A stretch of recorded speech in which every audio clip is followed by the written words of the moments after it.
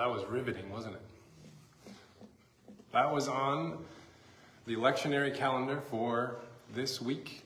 We follow the lectionary calendar. Not a lot happening in there, is there? But if we know the story of Samuel, we know that it's a story. And you got a little bit of a snippet of a little speech that happened, a little moment that happened, but it's a part of a broader story that we're going to be talking about today. So when we put it back into its story, it kind of makes a little bit more sense. But if you just read it on its face value, you're like, what is actually going on in this passage? We're not sure. But I want to tell you a quick story about a man named Diogenes. He was in ancient Greece. He was a philosopher. He was a sage.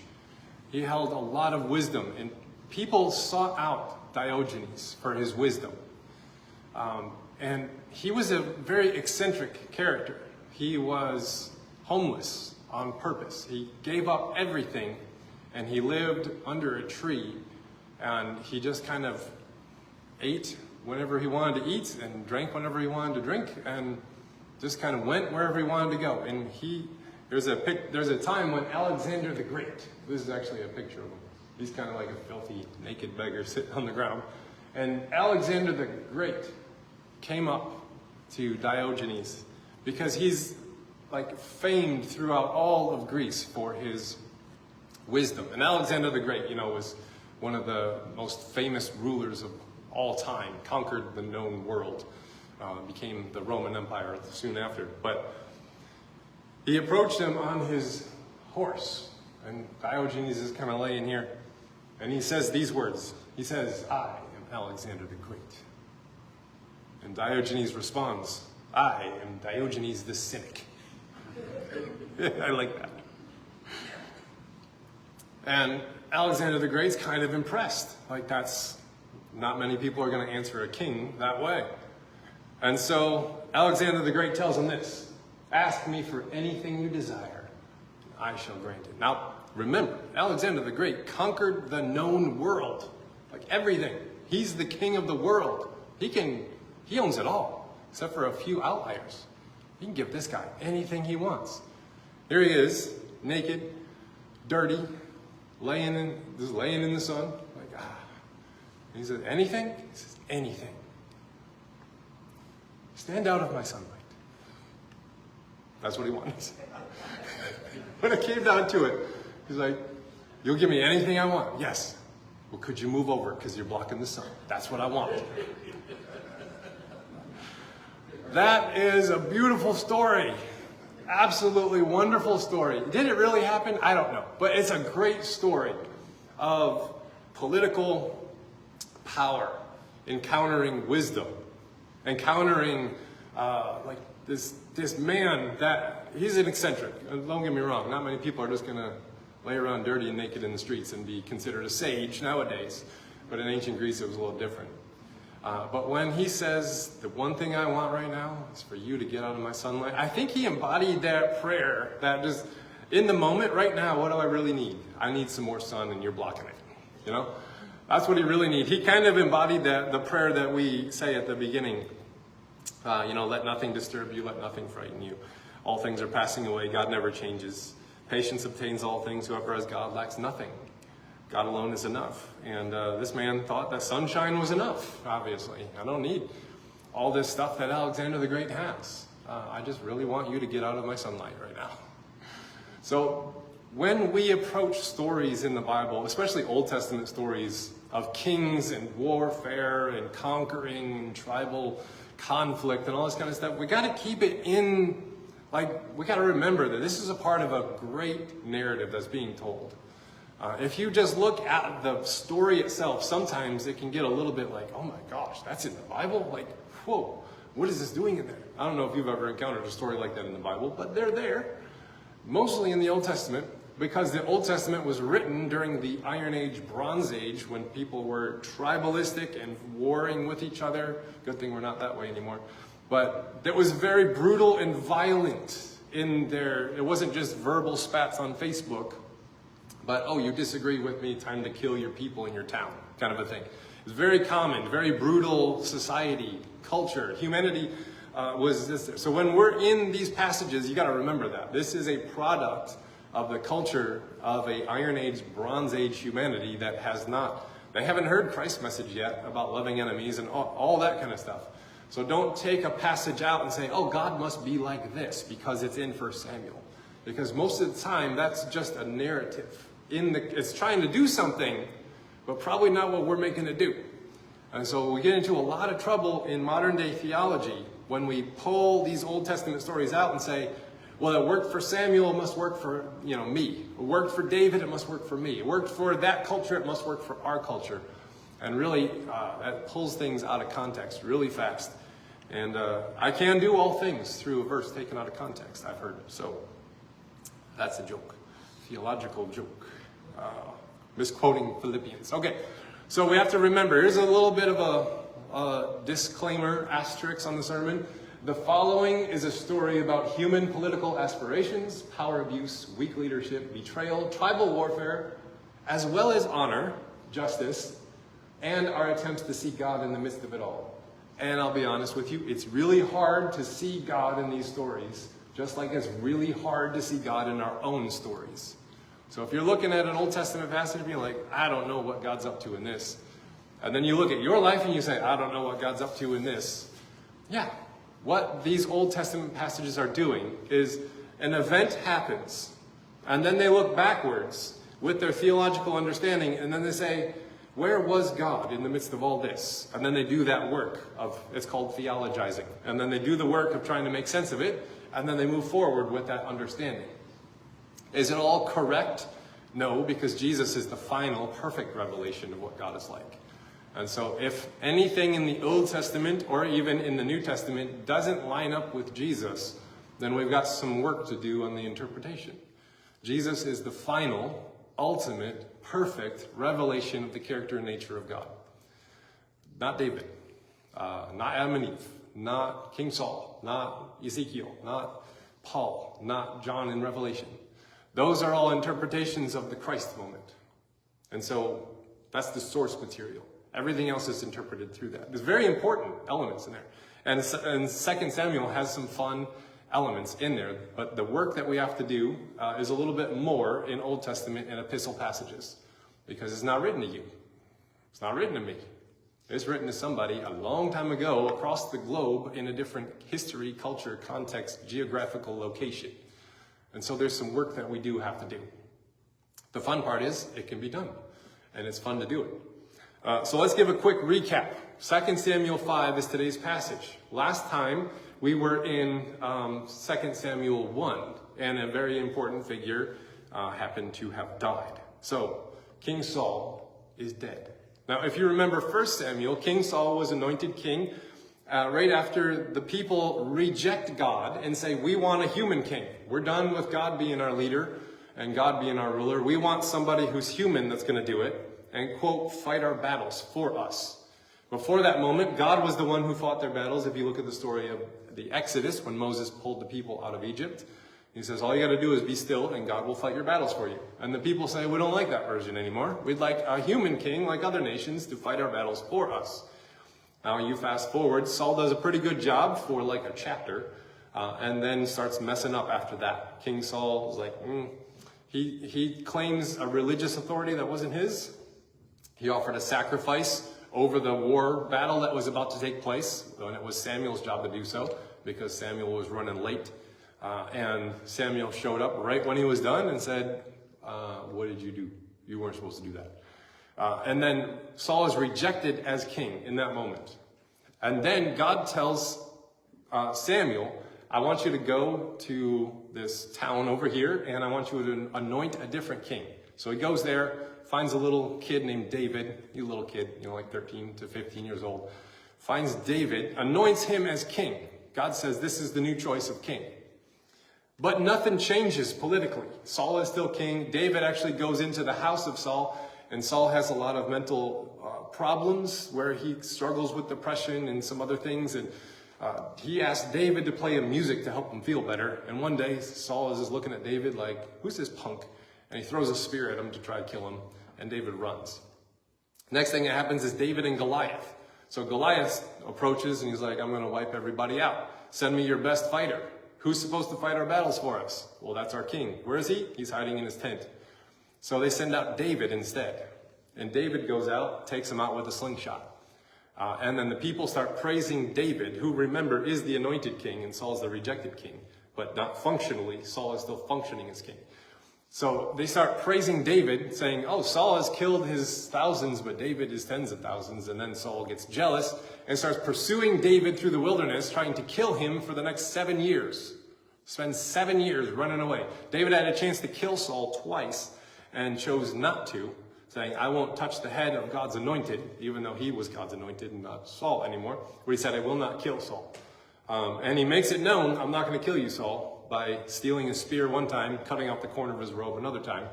And Saul was like, oh wow, this David guy has a lot of integrity. He didn't kill me, even though he had every opportunity to.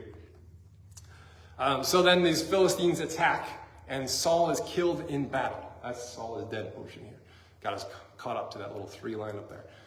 He's shot with arrows. He asks his armor bearer, all right, I'm going out, and I don't want these, enemy army to come and, make sport of me. Please kill me. And the armor bearer's like, I ain't doing that, man. So Saul puts his spear to his chest and falls on it. Falls on his sword. And takes his own life. The armor bearer's like, well, I better do the same. And then he dies. This Amalekite shows up and goes to David, and he's like, hey, Saul's dead. David says, how do you know that? I killed him. He lied. Trying to get David to give him all these blessings. And so then David says, actually, no, you didn't. You didn't kill Saul. He was taken out by bows. I know that. I wrote this song called The Song of the Bow. And we're all going to mourn the death of King Saul nationally together. And you're going to die. And he kills the Amalekite. He's like, you don't touch the Lord's anointed. And he kills the Amalekite right there. He orders him dead. So that is a fun part of the Old Testament. Violence happens in the Old Testament. But David is the true king. He's been anointed king. And now Saul is dead. And there is now this leadership vacuum. Now remember, they're still kind of tribes. It's like Scotland during the time of Braveheart. You got all these tribes and they have who's going to be our king and kind of thing. That's happening in these tribes of Israel. Well, David then becomes king over one of those tribes. And then Saul takes Saul's son is going to take the other one. So that's where we're at. There is this story that takes place now is Saul's son, Ishbosheth. That's hard to say. Ishbosheth. He's really weak. He doesn't have a lot of vision, has no leadership, but he's just next in line. So this passive weakness of Ishbosheth causes a leadership vacuum that a guy named Abner is going to fill in. And the people's well-being is now tied to the character of whoever's filling that role. That's a judgment from 1 Samuel 8. And it's the ongoing judgment of 1 Samuel chapter 8, working itself out. So, what this song here is David being anointed king over one of those tribes. And then there's these other tribes that are saying, no, actually, we're going to stick with Saul's son because Saul was our king and his son is that's how monarchies work. So there's this struggle for the throne that happens starting in chapter 2. And that works its way all the way through into kind of the present moment of this passage. So, the struggle for the throne is going to be between Ishbosheth and David. Who's going to be the rightful king over all of Israel? Who's going to unite everybody together under one banner? That's the question. Now, Ishbosheth, this is really hard to say his name. Unless I talk like Sean Connery. Then I could do it. So, Ishbosheth, I'm going to sound like Sean Connery every time I say his name now, because that just works. But Ishbosheth, he is like this weak guy. He's seized by Abner. Abner's the cousin of Saul and the general of his army. He's like, you're king. Boom. I'm just going to set you up. You're king now. Let's do this. But he doesn't know how to rule. He doesn't know what to do. So he's just like, I don't know how to do this. So Abner is this is actually a picture of Abner and Ishbosheth. This is how it works. It's like, you're just going to be my puppet king, but I'm the one calling the shots. I'm the one who gets to actually order people around and tell people where to go and tell people what to do. And that's how it goes. Now, what happened? There's still kind of tribalistic people. There's still all these tribes going on. David's king over one tribe. Saul's son, Ishbosheth, he's king over another one. And they meet up at this pool. And there's like this battle that takes place. It's the weirdest battle in all the Old Testament, I think. It is just odd. Actual picture of it happening here. There's a battle where they all die. West Side Story style. So they all kind of get around this. They're at a pool and they're like drinking water and they look behind and it's like, what's the other side? And then they kind of get up and they face each other. And they're like, send out your best 12 men. We'll send out our best 12 men. And then we'll have a battle. We'll just battle this out. So what ends up happening, the battle is summed up in one verse. One single verse. It said that each man grabbed the head of the other man and stabbed him in the stomach. They all died the same way, apparently, at the same time. So it's like, oh, bam, dead. They all fall down. It's like, what happened? I don't know, they're all dead. But that's what happened. But 3 guys end up taking prominence in David's army. We have Abner as the general over on Saul's end of the spectrum. And then we have 3 guys, Joab, Abishai, and Asahel. And there they are, right there. The 3 amigos of David's army. They're David's nephews. And they end up being like the, have you ever seen that movie? It's been a long time. I don't know how it aged. But they're the nephews of David. One of the interesting things about the Old Testament, this is just free information for all those nerds out there. It says that they are the sons of Zariah. Okay, like knowing the family lineage of people is very important in the Old Testament. That have an entire book dedicated to it. There's like lists of people, son of this, and this is son of this, like lists and lists. It's called Numbers. You can skip that one most of the time. There's a list of people's names and how many people there are, and it's like a census. Unless you really enjoy census information, there's a little bit of narrative in Numbers, but most of it's censuses and lists of names and numbers. But it says that they are the sons of Zariah. Now, most of the time, it's going to be the father, because it's the son of this father, son of this father. Zariah is actually the sister of David. So this is one of those early times where there is like an elevation of women in a culture where women are really not elevated at all. They're seen as property to be exchanged. And that happens in this passage. In the passage, David like takes up 5 wives or something like that, and all these other concubines. As biblical marriage right there. Because they're in the Bible, and David's the biblical king, and he's got all these wives and all this stuff. It's weird stuff that's in the Old Testament. Sorry, it's weird. But it's really interesting that you have that demeaning of women happening. At the same time, you'll have someone that is making prominent, one woman in there, sister of David, Zariah. So that's just really interesting. Thought that was interesting. But we have both the elevation of women and demeaning of women in the same story. I thought that was really interesting. But Abner is the acting king. He is the puppet king.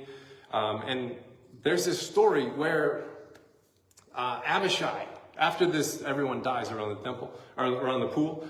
Abishai is like, there's Abner. And he starts chasing him. And Abner is like running away on his horse.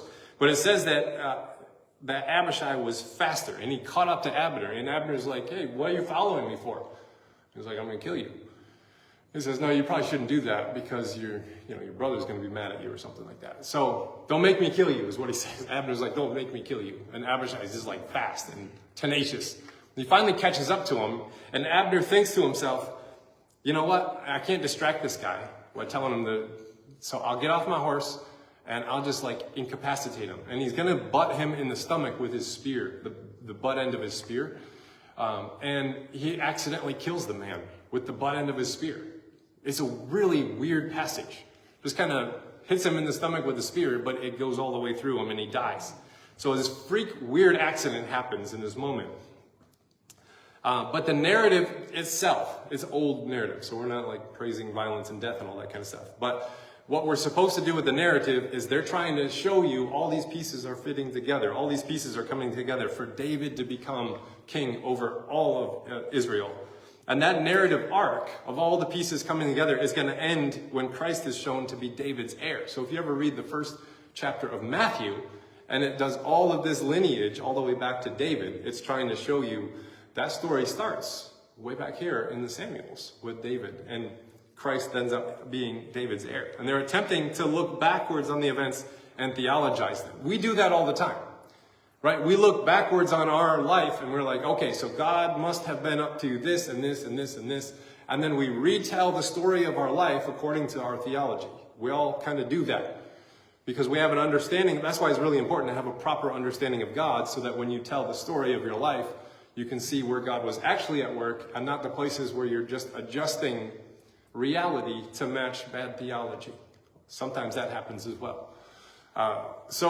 It's called, one of my friends, Trey Ferguson, he says this: to theologize, that's looking backwards and making sense of stuff, is to value the art of speculation. Theologizing is theorizing about theological subjects. It's to wrestle with the attributes of God and God's relation to the universe and creation. It's the pursuit of a truth you're confident you'll never fully capture. When you theologize, you give religious significance to the stories you share and prioritize. I can't help it. I'm always doing that. We're all always doing that. Trying to make sense of our stories out of the events that happen. The Old Testament is doing that as well.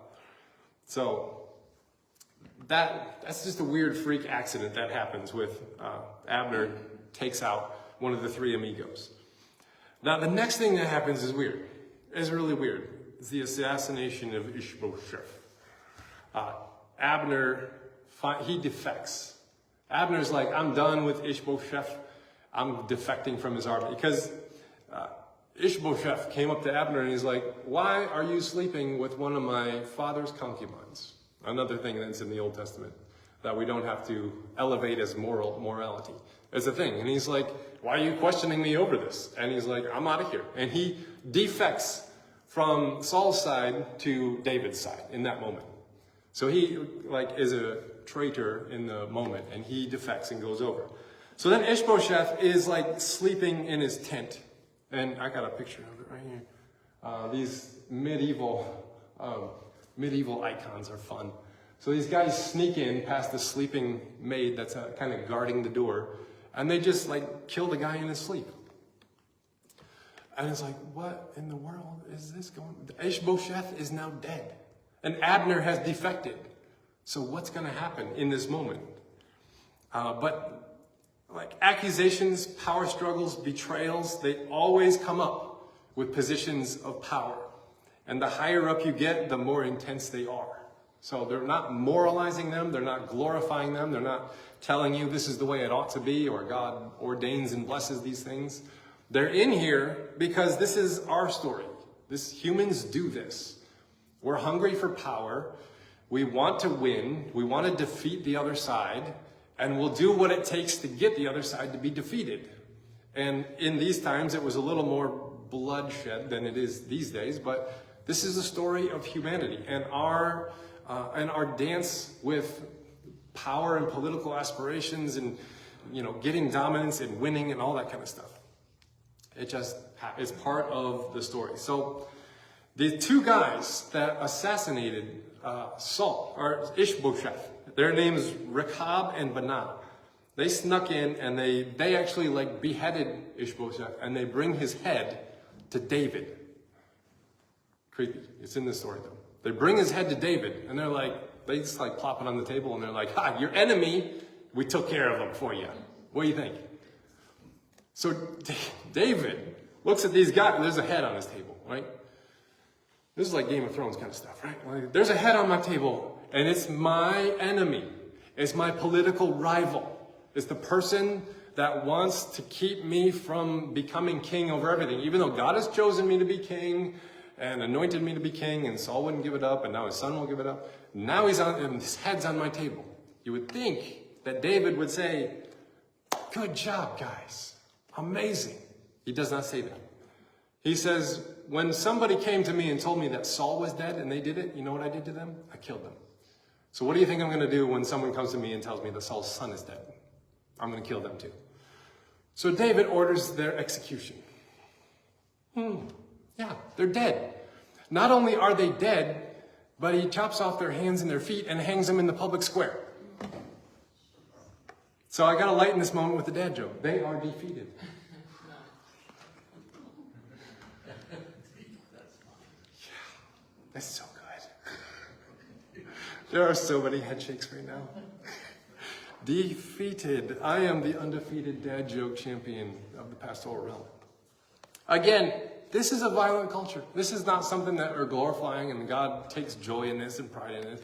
It's just a part of the violent culture, and it's captured in the Old Testament.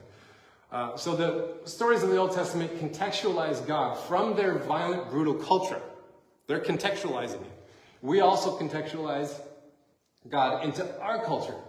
So what do you think we get wrong? And what would Christ correct? Now, one of the contextual ways that we do this with God, that's what they were doing. Like, oh, you destroyed the Lord's anointed, we're going to have to kill you. That's a contextualization of a tribalistic warfare perspective. Now, a lot of the ways that we understand God today are leftovers from medieval contexts. Now, think about how you think about God. It's a contextualization from a medieval culture. God is the Lord in the tower that sometimes shows up and blesses you with your life, but if you mess it up, then he comes to send you to the dungeon. That's a medieval contextualization of the character of God. That's from the medieval times. It's authoritarian, patriarchal, and Lord in the tower position. But we also have this newer one, that's a modern one, where it's like a CEO in the top office, the man upstairs. You know, the top dog, the guy who's in charge. It's a commoditization of people, a hyper-individualistic approach to things, and he's kind of the CEO in the top office. That's how we contextualize God in our modern day. They contextualize God from their perspective of violent, tribalistic culture. We contextualize God from our place in capitalistic culture and this leftover medieval stuff. We got this God in the tower or CEO in the upper office. Kind of a understanding of how God is. Is that how God was back then? No, not really. Is this how God is in the modern day? No, that's not how God is. We're constantly contextualizing God according to the culture that we're in. And we're constantly reinterpreting how we understand God operates in the world based on how culture is being shaped by God moving forward. So we've done a lot of changes since the Iron Age, I'm sure you've noticed. We've done a lot of changes since the medieval age, I'm sure you've noticed. And now we've done a lot of changes since this modernity age, I'm sure you've noticed. Our job is not to retain all of the old ways of thinking about God. Our job is to imagine how God is operating in the culture that we do have. Because all of these things here were brand new at the time that they thought of them. And so now we have the job of contextualizing God in our culture, in our day, in our age, and it's hard work. And it's going to take a long time, and we can't do it alone. Then, after this moment where the Ishbosheth is dead, and Abner has defected, Abner actually gets killed because he defects, and Joab does not believe him, and he assassinates him. And then David curses Joab's entire family from here on to the end. But David is now crowned king. They actually have this in the museum in Israel. It's not an actual replica of David, but this is a king from that age. So that's what a crown would look like. That's what a king. Now, modern day artificial intelligence reconstructed the face so we can get a picture of what he might have looked like. Very close, I think. Very, very close. It's really close. But, sorry, had to do it. David is not our model. Christ is our model. David orders executions. David practices brutality. David has multiple wives and concubines. David steals a man's wife from him. It was promised to him that he would have Michal. And he's like, well, if you're coming, Abner, then you better bring Michal, because I was promised Michal because I killed a lot of these Philistines. So he steals Michal from her husband, and her husband follows him along the way crying, like, you're stealing my wife. And he's like, this looks at him and says, go home. And he goes home. And it's like, that's not our model. David is not our model. Christ is our model. Christ corrects what David gets wrong, and Christ elevates all people. That's one of the things that we got to recognize here.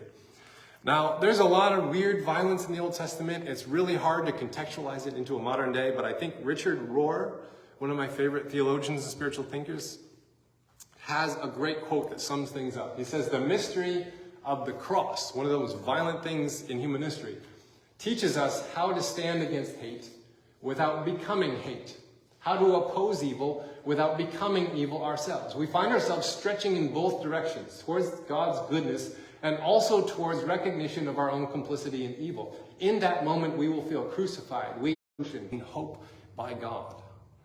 Now, David gets some things right. You know, he loves his political rivals. He doesn't seek revenge upon them. He gets some things wrong about people who then get retribution on them. But what Christ teaches us is we can stand against hate without becoming hate. And what Paul tells us in Romans 12, he says, do not be overcome by evil, but overcome evil with good.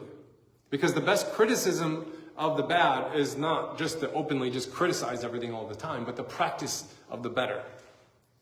So you look at these stories and you're like, man, there's a lot of weird stuff in there. Don't emulate it. That's fine. Don't even attribute that stuff to God. You can look at the story of Christ and pull things out of there for that. But what we don't want to do is we do not want to emulate evil, fighting against evil with evil, fighting against violence with violence, fighting against hatred with hatred. We have to overcome evil with good, the practice of the better, and seeking to live the kind of lives that we want to see replicated around us and in our communities. That's what it is. So here's a couple of reflection questions for you that we can think about. Do I want an Old Testament or New Testament leader? A leader can be like in your company, your organization, your church, your politics, your local government, your whatever it is. People who lead you. We are all led by people. Do you want an Old Testament one or a New Testament one? Ooh, that's a good one. Do I long for unity or dominance? Oh, you just hit me in the forehead with that one. I want to win, man. I want to win, and I want the other side to lose. But do I want for unity, or do I long for dominance? If my tribe is elevated, whose tribe is lowered? That's a good one. And last one. If I win, who loses, and what does it cost them? These are all ways that Christians are meant to grapple with power. We're not meant to just grab it and hold it and try to wield it for good. We have to grapple with it because it is the temptation to seize power, use power, and then try to coerce everything around us to fit certain molds that we see in our brains.